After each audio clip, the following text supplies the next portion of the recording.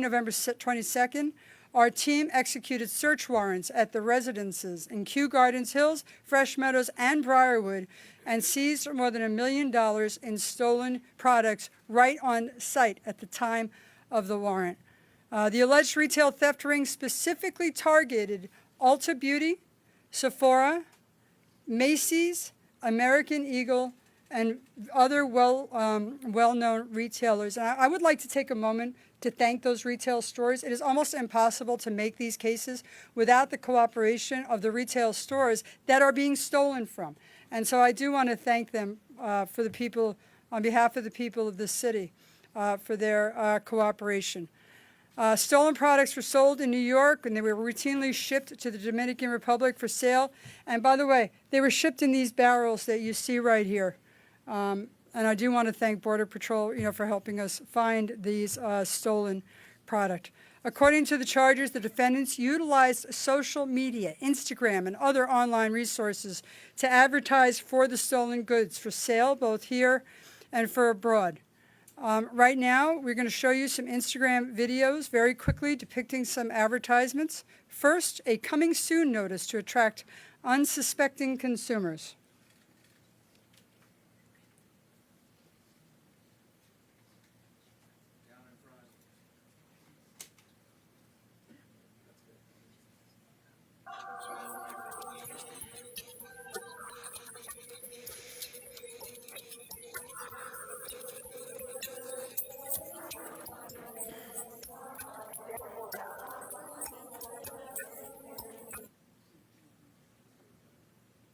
Obviously advertising like it was any established business.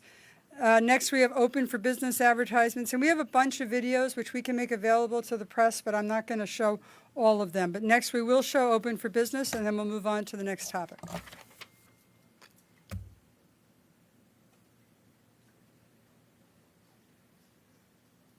Guess that was a very short video. The defendants who have been charged in this case are husband and wife Christopher Guzman and Ivelisse Guzman Batista. Co-defendants Rosa Santana, by the way, one of the defendants' mothers, Johnny Almont Reyes, and Tiffany Leon Fuentes. They are charged with criminal possession of stolen property in the first degree, 4 counts of criminal possession of stolen property in the second degree, and a bunch of other charges which equal either 1 to 3 years or 8.5 to 25 years. Additionally, 4 of the defendants are charged with fostering the sale of stolen goods, a new law recently signed by and passed by Brad Hoylman, Siegel Hoylman, and signed by Governor Kathy Hochul, that has further enhanced our efforts to hold criminal offenders accountable while keeping the public safe.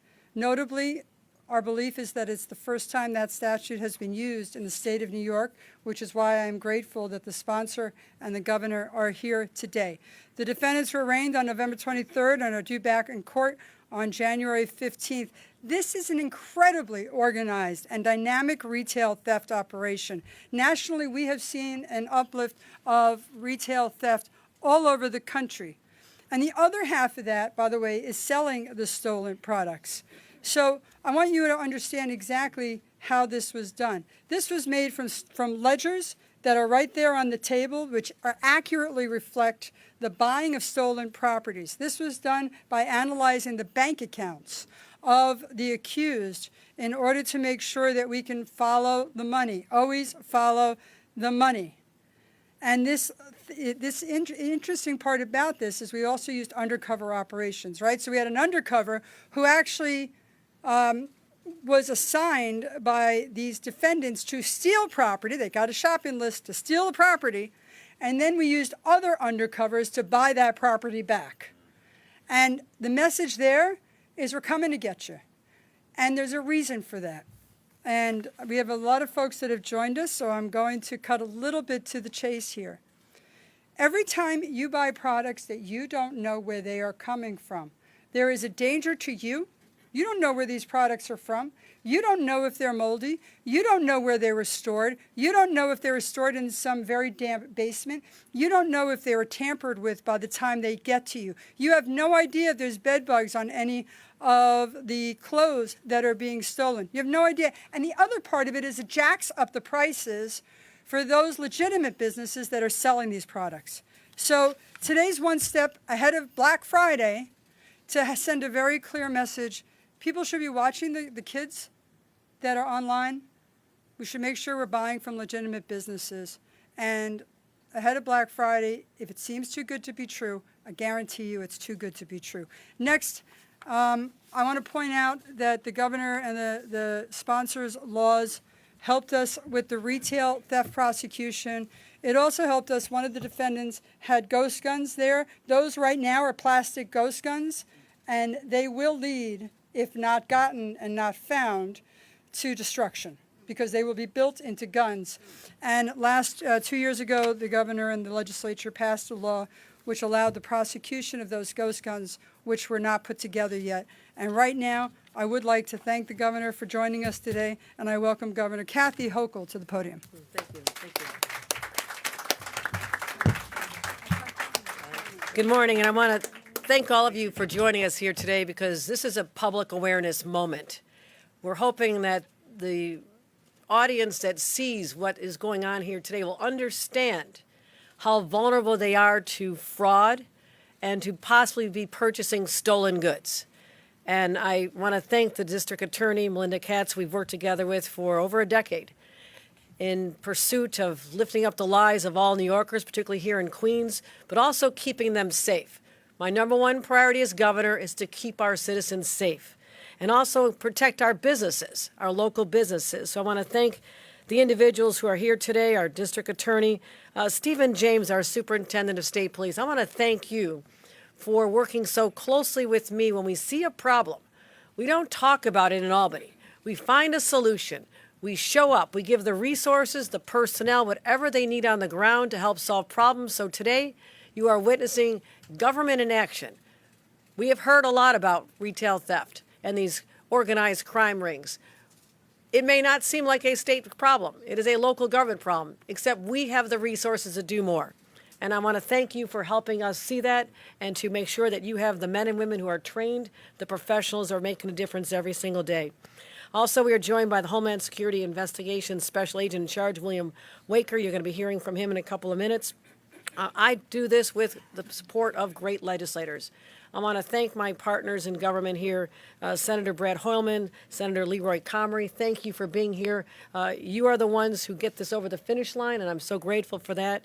Assembly Member Catalina Cruz is here as well. I want to thank her, and I want to thank our new member. Tell me. Lorinda Holtz. Okay, great. Thank you for joining us. Congratulations, and all those who've joined us as well that I may not have seen. Listen, this is going to be real simple. We've had enough with criminals preying on our citizens.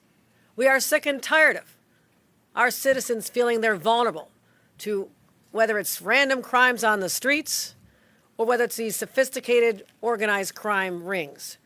And we are coming after you. This is evidence of what cooperation looks like when we in Albany say, we can do this. We put $40 million, a huge commitment of resources, behind the effort to eradicate retail theft in the state of New York.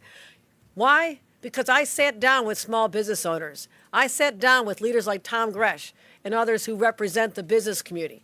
I sat down with bodega owners. I sat down with them, and they are tired of feeling like they're not being listened to, and they wanted change. So we heard them. We responded. That's our job. We passed stronger laws. We made sure that we could crack down on organized retail theft. As I mentioned, $40 million, what did that get us? 100 more state police officers dedicated to what you see here today. And this was primarily a state police operation, working with our locals and the federal government. I want to thank them as well. But this is the first ever joint operation on retail theft.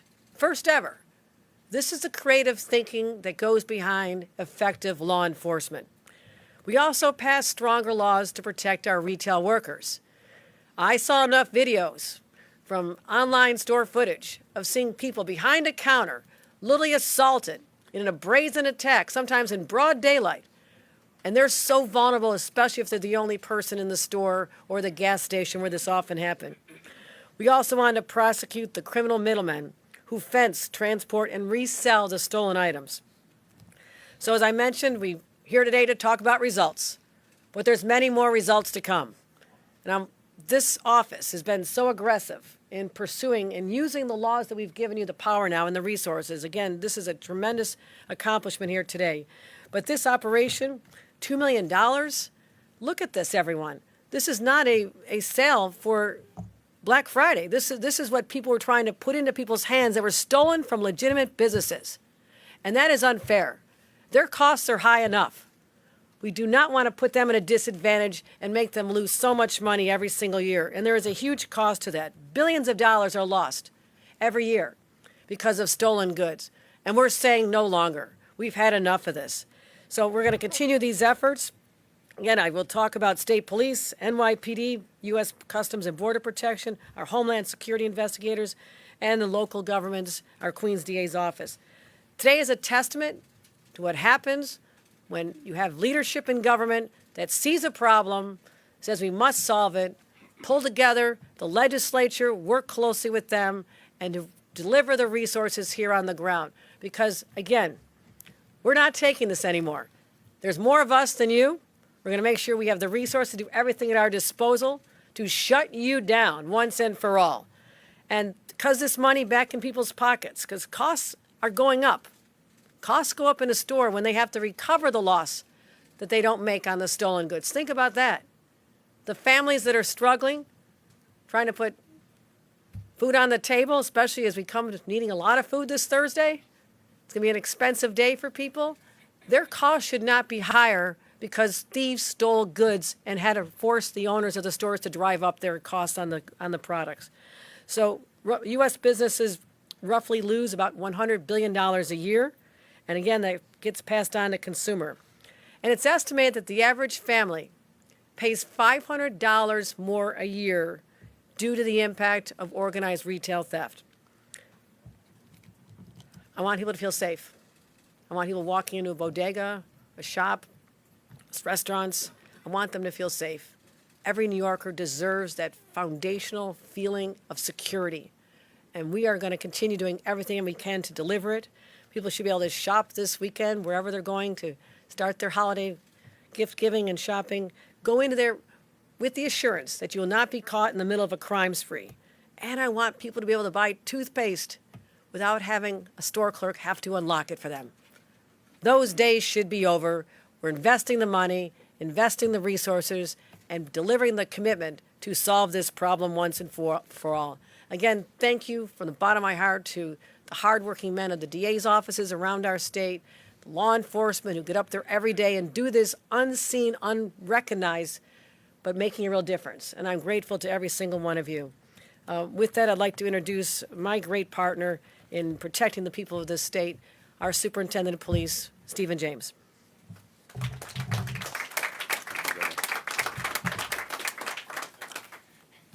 Thank you, Governor, and thank you, District Attorney Katz. Governor, I certainly appreciate and I thank the support that you've been providing the New York State Police so that we can fulfill this mission. This is a startling case, certainly in scope and in size. It's an example of how the organized crime theft ring, as the governor said, victims, retailers, and all New Yorkers. The suspects arrested in this case, without a doubt, they don't care about the damage that they've inflicted. They didn't care about the actions of driving up the price for the rest of us. They blatantly broke the law to make money. Now, certainly this was a complex investigation that was months in the making. I'm proud of the hard work and the tenacity of the members of the Special Investigations Unit and all of our partners, all of the work that they put forth to bring this case before you. It underscores our combined commitment to fighting organized retail theft. So just briefly, I'll tell you, earlier this year, at the governor's direction, we spearheaded a collaborative effort to disrupt the dramatic increase in retail theft. We worked with retailers, our national and local partners, to open up lines of communication to identify the problems that they were enduring. We engaged our federal, state, and local law enforcement partners in this endeavor. Since March, this effort has resulted in the arrest of more than 612 suspects and recovered more than 163,000 in stolen goods, just to the full spectrum as it's occurring in various parts of New York State. But we're not done. To the criminals who are planning to target retailers during this holiday season, we're most certainly watching. We remain fully engaged, and we will even catch you, basically, and we'll hold you accountable as we have these individuals here. I also want to emphasize again that this has been a joint effort with our partners, a lot in a short period of time. I thank our partners. I'm appreciative of the effort. Thank you. And at this time, I'd like to introduce one of our prominent partners, Special Agent in Charge, Homeland Security.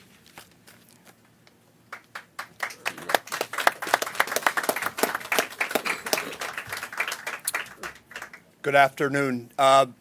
Thank you, District Attorney Katz. Thank you, Governor Hochul. Thank you, Superintendent James. My name is Bill Walker. I'm the Special Agent in Charge for Homeland Security Investigations, or HSI, for the New York Field Office. And I just wanted to provide a few very brief remarks today. You've heard today about the impacts of organized retail crime. Losses to the industry of $4 billion since 2021. This type of crime serves a low-risk, high-reward income stream for domestic and transnational criminals. But it's not without its impact to the public.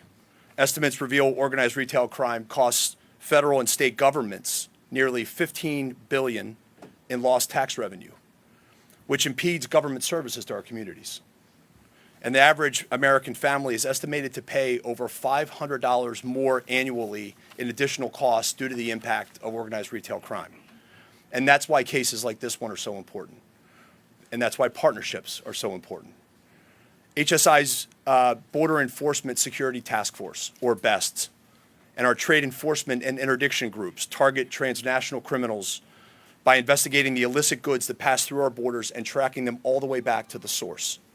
And working with our partners at Customs and Border Protection, we target and prevent stolen goods from being exported to foreign markets that would inevitably continue the cycle of crime. Doing so led this coalition of partners standing here today to the defendants arrested in this case. These investigative successes were the result of a strong partnership between HSI New York and our law enforcement counterparts, the New York State Police, the Queens District Attorney's Office, the New York City Police Department, and CBP. When our partners call, HSI answers, and we will do so every day with the unwavering goal of keeping New Yorkers safe from threats to our neighborhoods and our livelihood. Thank you.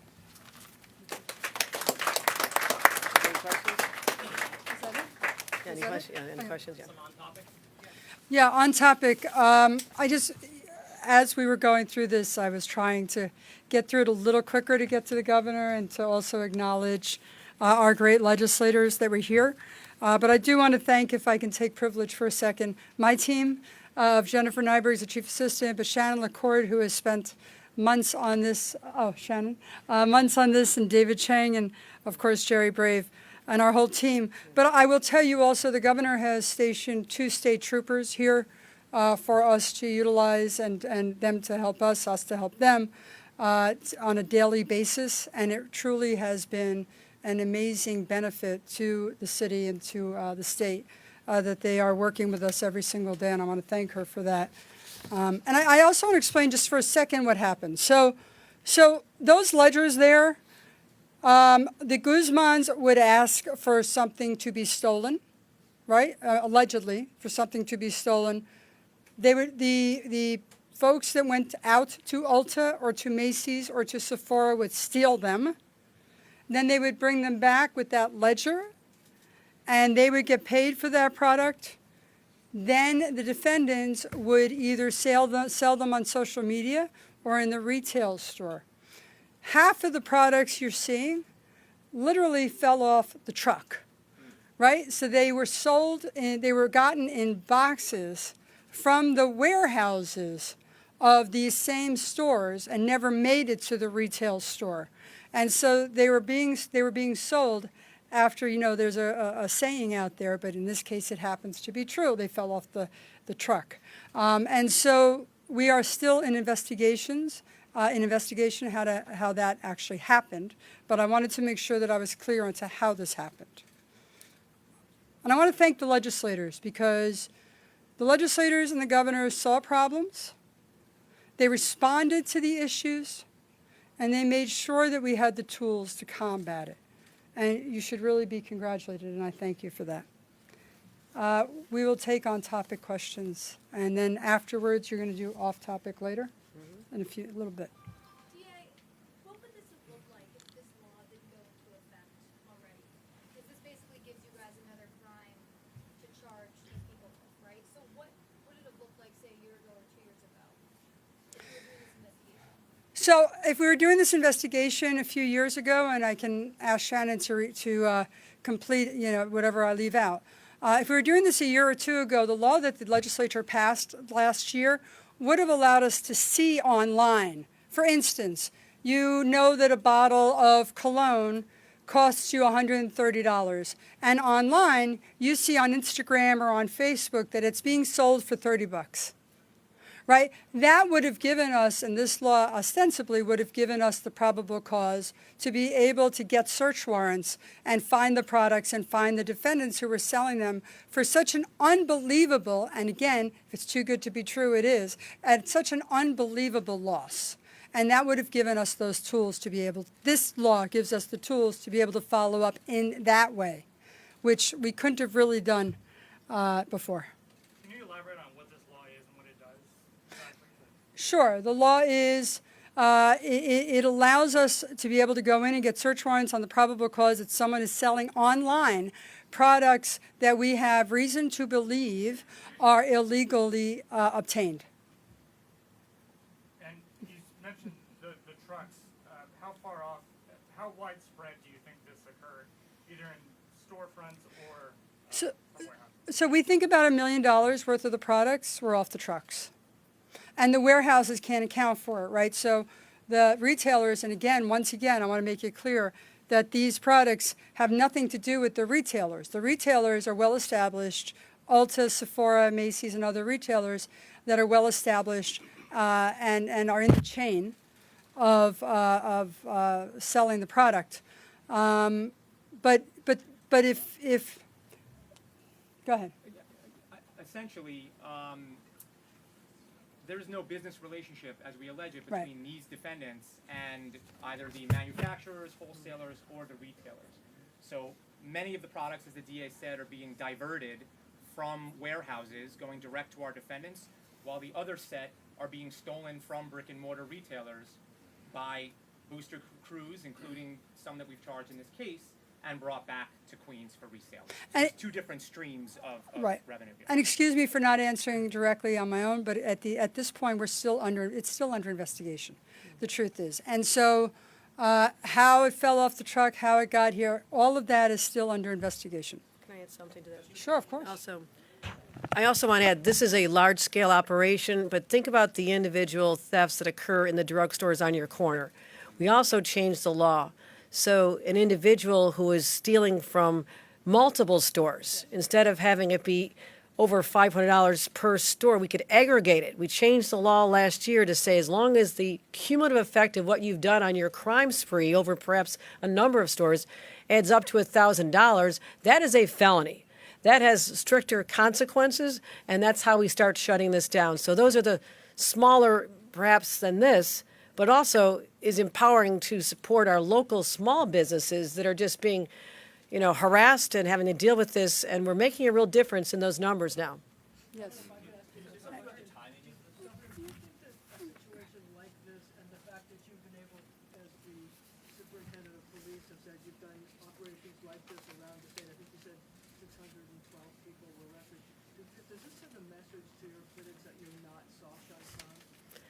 I don't know who they would be because all they have to do is look at the record. Look at what has happened with crime in 3 years. Number of crimes down to historic lows, shooting, murders down to 1960s levels, subway crime lower than it's been before the than it was before the pandemic. There are some areas where it spikes up, and so I want to be very honest about this. We've made great success in our tougher gun laws, getting ghost guns off the street, our red flag laws.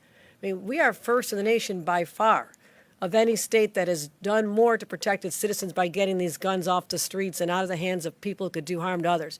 But when we see spikes in areas, we become very surgical. This is how I use my state police. Well, we had a rise in car thefts last year in places like Buffalo and Rochester in particular, some of the highest in the nation. So what do? We pull together resources. I put my people on the ground. We give them license plate readers. We give them scanners. We give them all the resources they need. And guess what? The thefts have plummeted. So this is another area. It started going up, not just the small, the ones you hear more about when you go into the local stores, but also these massive operations. So then we decided last year, $40 million, give money for security cameras for the stores in particular, help them out, give them a tax break, bring in more resources, 100 police officers. So this is how my model of law enforcement is. I'm there to support localities with amped up resources whenever there's a particular problem that goes up, and then we knock it down. And that's how I've been approaching this very successfully. Governor, did the change in law that made it less of a crime for thefts of less than $900 kind of spur on this kind of organized effort where people are sending out literally gophers to go collect in small batches and bring back to a large distributor? And is that why this law needed to be changed to add that the cumulative effect will now be, used against the people stealing little batches of? No, we did that independently. I mean, that was a whole different problem where you had the smaller retail rings and they were only going into a store, maybe stealing, $150, $200 here. So it was hard for our prosecutors to be able to literally throw the book at these people in a meaningful way that stopped them from doing it again. And I wanted to make sure that they had all the tools they need. This is a fight I took up last year. And I wanted to make sure that we had the laws changed to toughen them so we are on the winning end of these battles with the criminals instead of the losing end. So that's why that was changed. In this particular case, so yes, that is another law that has been an incredible tool to us to be able to aggregate the thefts that are happening. There's nothing more frustrating for people when they're standing in line waiting to pay their bill and someone walks in with a knapsack and takes things. And so the legislature and the governor have responded to that with a different law. But in this particular case, just so you know, one of the defendants named Tiffany went into Ulta Beauty Store and stole in Maryland. And she stole $1,700 worth of cosmetics and perfumes. The same day, she delivered the products to the Fresh Meadows location. She then, on November 7th and November 9th, went to New Jersey and stole $2,800 worth of product and delivered those stolen goods to Fresh Meadows as well. So these were a larger amount. These were orders that were put in by the defendants. And as you see in front of you, there is a lot of the same product in a large amount of numbers. When you talk about the gangs that actually steal this or they interact with the warehouse manager or the truck driver, I mean, how do you get them, the people who are actually providing this material, to the people that you charge? I mean, you talk about this one woman, Tiffany, stealing, $1,200, whatever, but we're talking about large hauls here. So Yes. who is involved in the large haul? Who provides this stuff for the people who fence it? So in this ring, there are several participants. One is what's called boosters. They walk into a store. They will steal like the one defendant is alleged to have done. They will steal $1,000 worth of product, $2,000 worth of product. Many of that is listed on those ledgers that are in front of you, just so you know if you'd like to see them. They probably shouldn't look through them, but they can see one of the ledgers there. Then they will go to the Guzmans in this particular case, who are the alleged defendants here. They will get paid for those products. Normally those products are they're getting paid about 10% of the retail value, about 10% of the retail value. Then what will happen is that they then will turn around and sell them online or sell them in one of the retail establishments either here in Queens in this particular case, or in the Dominican Republic. So it's like I said, very intricate. But they make their money by having several boosters, people in the stores, taking several of the products off the shelves. Are you considering getting rid of the $900 threshold rule instead of giving prosecutors more kind of leeway to do these prosecutions? Anybody want to answer that? It's a legal question. It's illegal, what? Legislative. Right now, we are given the tools that we need in order to make more of these busts than we did a year ago or 2 years ago. I think we can talk to the legislature about it, but right now we want to keep our eye on the ball. Right now, consumers are safer over Black Friday. Right now, the products that are in front of you will hopefully not be more expensive because of this takedown. Right now, we have 5 defendants being held accountable because they went out and stole from people while hardworking men and women are trying to buy these products from the stores. So we're going to keep our eye on the ball, and we're going to make sure that these folks are held accountable and that anyone else who wants to sell online understands that we're watching, that we're looking, and that we are going to make sure that they can't fool the people of New York State. So if the people who are stealing the products get 10% on the dollar, how much are the products sold for in terms of their actual? So we believe that the retail selling price by the defendants were about 65 to 70% of the retail price, right? So, you know, you buy it's $100 in a in a store. You pay $10 to the booster for it. You sell it for $60-something. The consumer saves $30 to $40 on that, and the retail stores and the consumers who go into the stores and buy them, you know, from a valid retailer are the ones that pay. Thank you. Thank you. Thank you. Come with us. See, this is because sometimes they'll ask